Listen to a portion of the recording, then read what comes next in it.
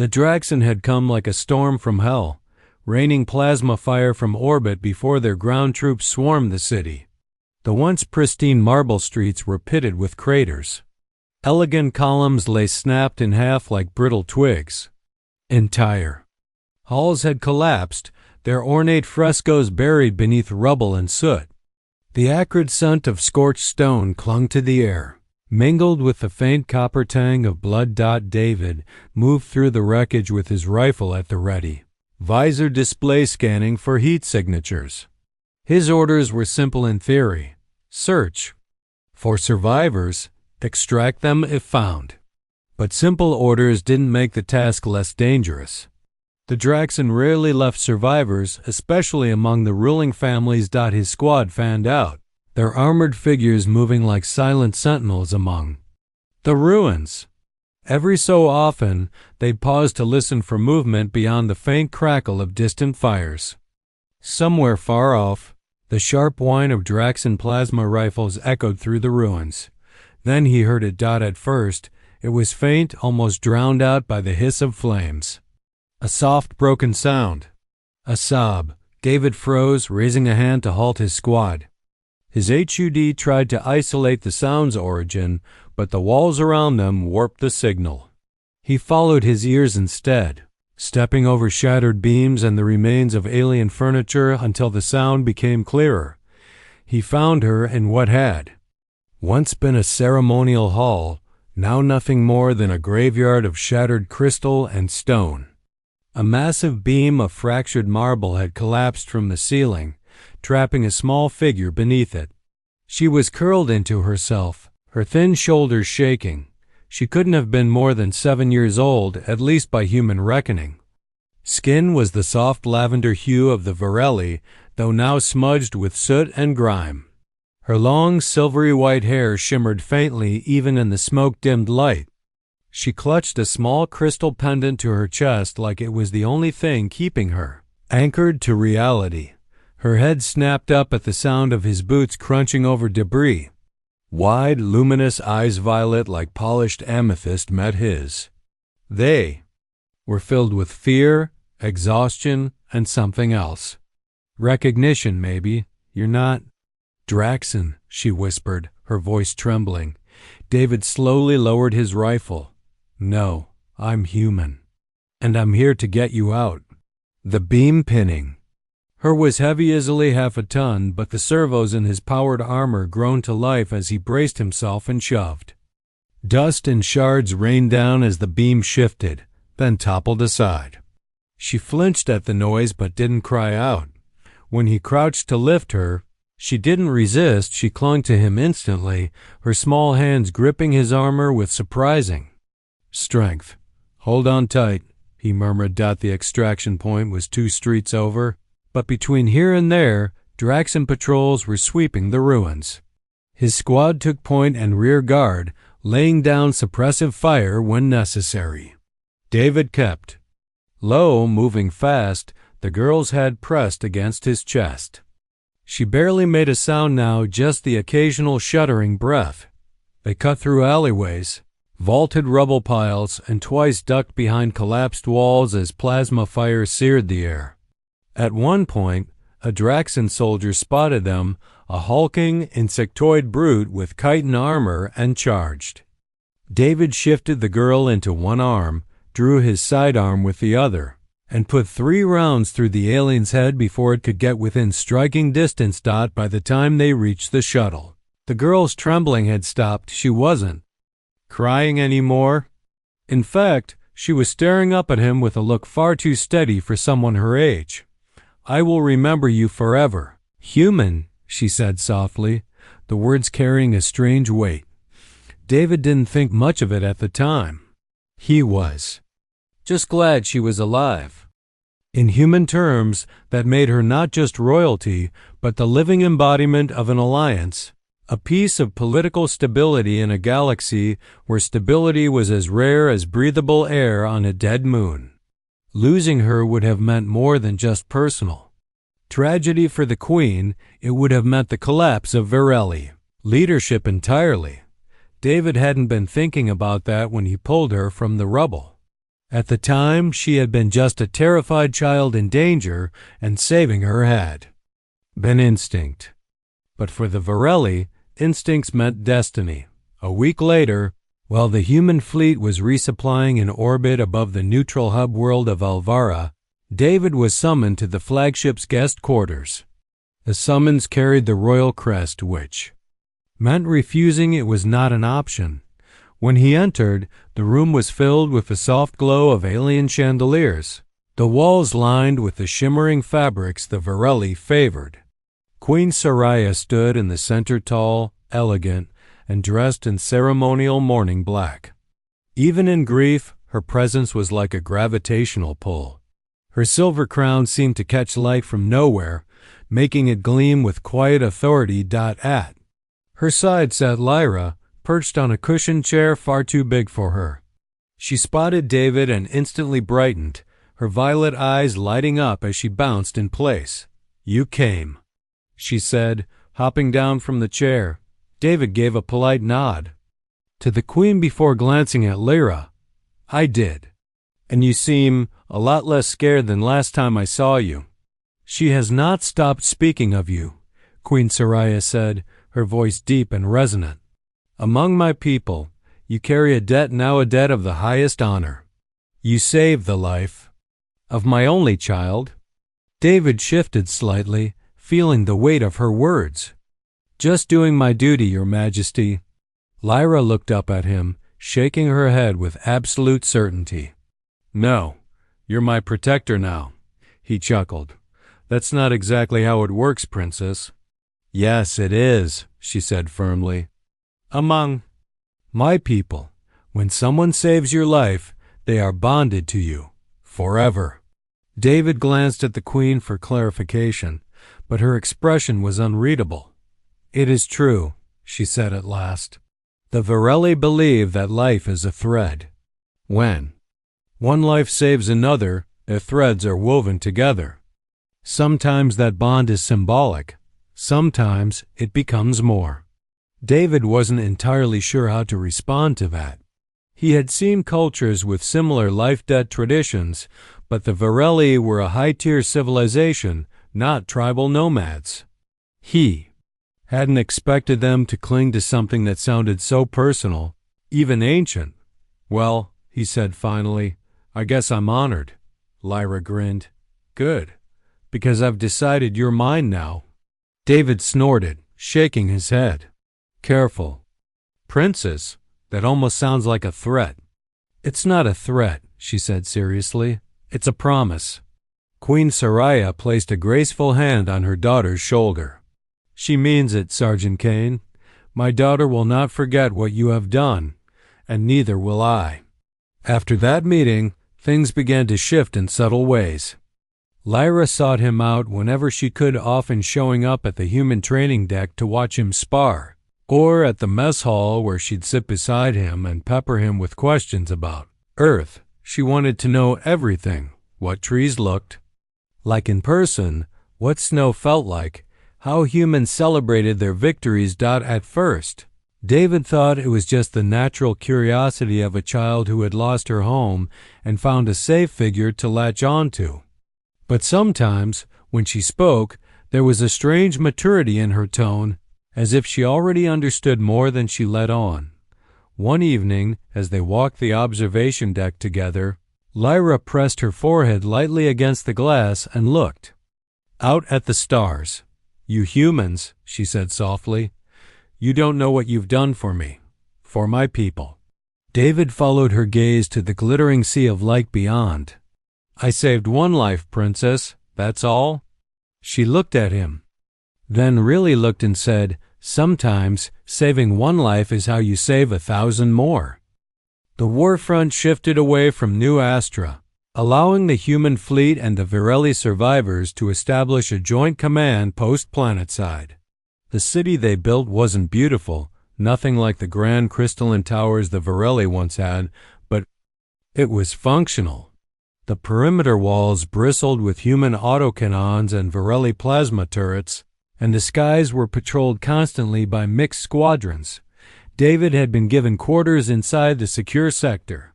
For a soldier, They were downright. Luxurious private room, a proper bed, even a desk where he could clean his gear without interruption. After months of cramped bunks aboard warships, the quiet felt almost unnatural.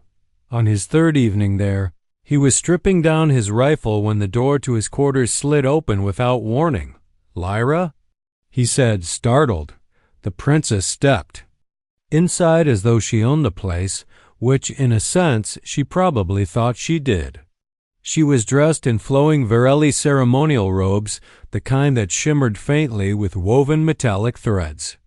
Her silver hair caught the light in a way that made her look like she'd stepped out of a painting. "Security didn't stop you?" David asked, brow raised. "They tried," Lyra said airily, "but I told them I was here on royal business." "Which is true." David set his rifle aside, already bracing for whatever she was about to spring on him. "All right. What's the royal business?"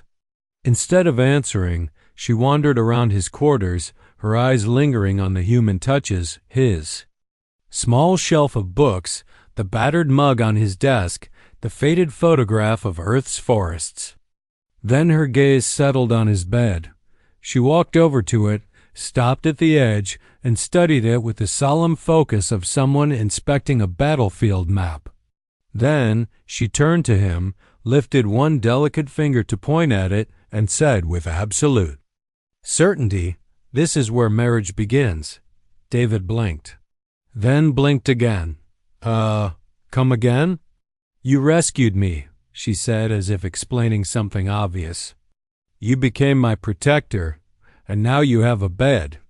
This means we are to be wed." David stared at her like she'd just announced she was declaring war on Jupiter. "That's not exactly how humans do it, princess." She tilted her head. "Then how do humans do it? Well?" David scratched at his jaw, suddenly very aware that this conversation was a minefield. "Marriage is a choice people make when they're adults, and I will be an adult," Lyra cut in, her voice confident. "And I have already made my choice." David exhaled slowly, trying to find a diplomatic response. "You realize humans don't decide these things based on beds, right?" Lyra looked faintly confused. "Then why have one?" "Among my people, a bed is the final step. First, you save someone's life. Then you protect them. Then you share a bed. That is the joining," he coughed. "For humans, beds are more complicated. And also less complicated. Look, the point is," the door slid open again, and in walked Queen Soraya herself. David immediately straightened. "Your Majesty." The Queen's expression was unreadable, though there was a faint twitch at the corner of her mouth that might have been amusement. "Sergeant Kane, I see you've been visited." "Yes, ma'am," David said cautiously. "We were having a cultural exchange." Lyra beamed. "I told him we are to be wed. He seems confused." Queen Soraya's gaze shifted between them, and David could have sworn her eyes sparkled with quiet laughter. "Ah, then it appears we've reached the part where our traditions confuse your people." David raised an eyebrow. "I'm getting that impression." The Queen stepped closer, her robes whispering against the floor. "Among the Varelli, when a life get of the highest order is formed, such as when one saves a royal heir, it is not uncommon for the bond to be sealed by a ceremonial joining. For children, this joining is symbolic. It is a promise that, when both are of age, they may choose marriage. My daughter, however, seems to believe that step has already arrived." Lyra crossed her arms. "Why wait? He already meets all the conditions." David couldn't stop the small laugh that escaped him. "Princess, I think we're going to need to table that discussion for a few years." Lyra considered this, then nodded solemnly. "Very well. But remember, I have decided. And when the time comes, you will see." The Varelli guards at the gate recognized him immediately and bowed their heads in quiet respect. He'd learned quickly that among them, saving the royal heir was the sort of thing that elevated you to near-mythic status. It was uncomfortable, David wasn't used to reverence. Inside, the air was cool and fragrant with something like lavender, though sharper. He was led to a high-ceilinged chamber draped in silken banners. Sunlight filtered through crystal-paneled windows, scattering colored light across the polished floor. Queen Soraya sat on a raised platform at the far end, the embodiment of composed authority. Beside her stood Lyra, dressed in a simpler version of her ceremonial robes, but still carrying herself with the confidence of someone who knew her words carried weight. David stopped at the foot of the platform and gave a small bow. Your Majesty. The Queen's lips curved faintly. Sergeant Kane, thank you for coming on such short notice. David kept his voice level. I had the feeling I knew why you called me. Soraya's eyes flickered with amusement. Yes, I imagine you do. My daughter tells me she made a declaration during her visit to your quarters yesterday. She did, David confirmed dryly. Pointed at my bed, said that's where marriage begins, and denounced we were to be wed. I told her maybe we should wait a few decades before we lock that in, Lyra huffed. You said maybe. That's basically an agreement. David resisted the urge to sigh. The Queen's expression softened as she glanced at her daughter. Among the Virelli, our life debt traditions are very old. When someone saves another, especially one of royal blood, it forges a connection.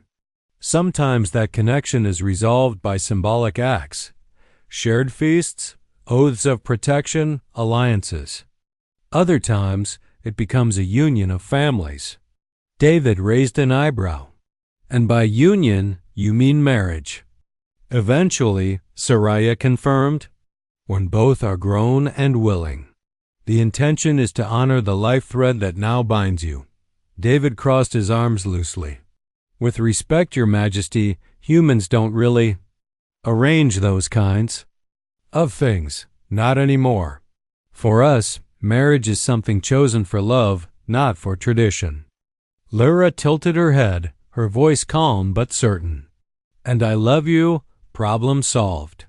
That earned a genuine laugh from Soraya, though she quickly masked it with regal composure. You see the challenge I face, Sergeant. My daughter is young, but she is also persistent.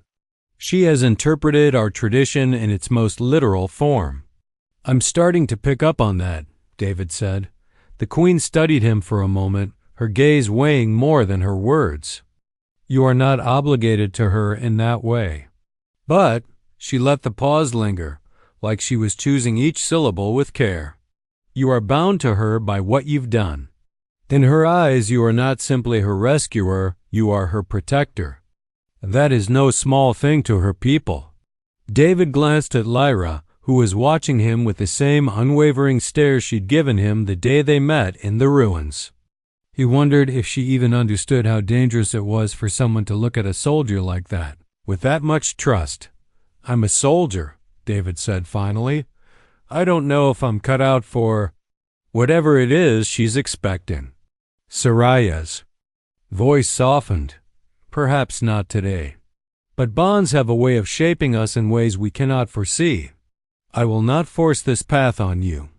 Still, I ask you to accept the ceremonial title she wishes to grant you, Lathrene Guardian in Bond. It carries no legal weight in your culture, but in ours, it will mean the world to her. David considered it. Guardian in Bond. So, I'm basically her official bodyguard now. More than that, Soraya said. It is an acknowledgement that your lives are interwoven, that no matter where the currents of war take you, there will always be a thread between you. He looked back at Lyra. And if I take this title, you're going to stop telling people we're married, right? Lyra gave him a look that was far too innocent. I'll stop telling most people. David groaned quietly but nodded. All right, Your Majesty, I'll take the title. The Queen inclined her head in approval.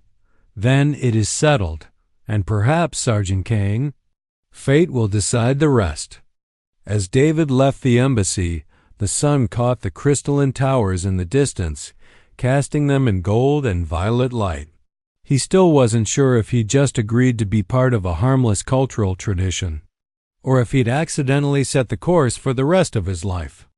Inside the room, Ethan stood at the edge of his bed, still in his plain-duty uniform, feeling like a man about to walk into the galaxy's biggest misunderstanding. Across from him, Lysara adjusted the deep emerald ceremonial sash draped over her shoulder. The fabric shimmered in the light, marking her as the daughter of the first house of Zera, but her expression wasn't that. Of a reluctant noble, she looked calm, confident, determined. "Ethan," she said, voice steady, "in my people's traditions, words are nothing without the symbol to bind them. You gave me shelter. You gave me respect. And in front of them, I will bind us." Ethan rubbed his temples. "Lysara, you don't have to." She stepped closer, eyes locking onto his. "I do, because if I leave this choice in their hands, I become nothing but a pawn again. With you, I am not a pawn." Before he could argue, the door opened, revealing Captain Mercer and a delegation of both human officers and Zeran envoys. They filed in, some curious, others tight-lipped. The tension was so thick you could hear the hum of the ship's environmental systems. One of the Zeran envoys, a tall male named Vather, spoke first. "Princess Lysara, this is highly irregular. You vanished from the envoy wing without notice, stayed in this human's quarters for days, and now rumors spread like wildfire. The council demands an explanation." Lysara didn't flinch. She stepped to Ethan's side and, to his shock, took his hand publicly, openly. "The explanation," she said, "is simple. I have chosen." A ripple of murmurs swept through the group.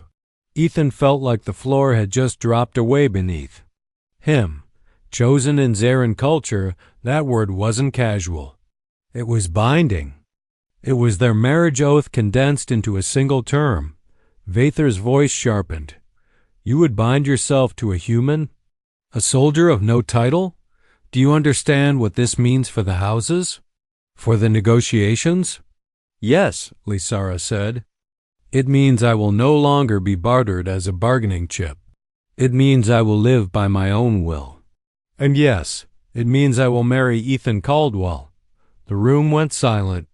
Ethan opened his mouth, part protest, part disbelief, but Lysara squeezed his hand with a pressure that told him to trust her. Captain Mercer's lips twitched in something between surprise and approval. "Well, that certainly resolves the question of whether you'll be returning to the envoy wing." The Zeran envoys were another matter entirely. Their faces were tight masks of outrage and confusion. Vather's mandibles clicked in frustration. "The council will not approve of this. It will strain alliances. It will forge them," Lysara interrupted. "The Zeran people respect strength. And what greater strength is there than the courage to choose for oneself?" Her words carried a weight Ethan could feel. She wasn't just making a declaration of marriage, she was making a political strike. One that would force the council to either accept her choice or admit they had no power over her. The silence stretched again, heavy with the shifting balance of power. Then, to everyone's shock, Vather gave a slow, almost reluctant nod. "Very well, Princess, you have made your choice. But the council will remember this day." "I hope they do," she replied. The delegation left soon after, their footsteps echoing down the corridor. When the last of them was gone, Ethan finally found his voice. "Lysara, are you sure about this? About me?" She smiled soft, genuine, unguarded. "From the moment I saw your bed, I knew." Ethan choked on a laugh. "That's still a weird way to put it." She tilted her head, playful. "Maybe, but it was the first space in this ship where I felt safe, where I could rest without fear." That matters more than titles, more than politics. Ethan exhaled slowly. He didn't know where this path would lead, whether to disaster, diplomacy, or something entirely new, but he knew one thing. The Tsar had chosen, and she had chosen him. And in that moment, surrounded by the hum of the ship and the distant stars, Ethan realized he wasn't just protecting her anymore. They were protecting each other. It was, in every sense, the start of something far bigger than either of them had planned.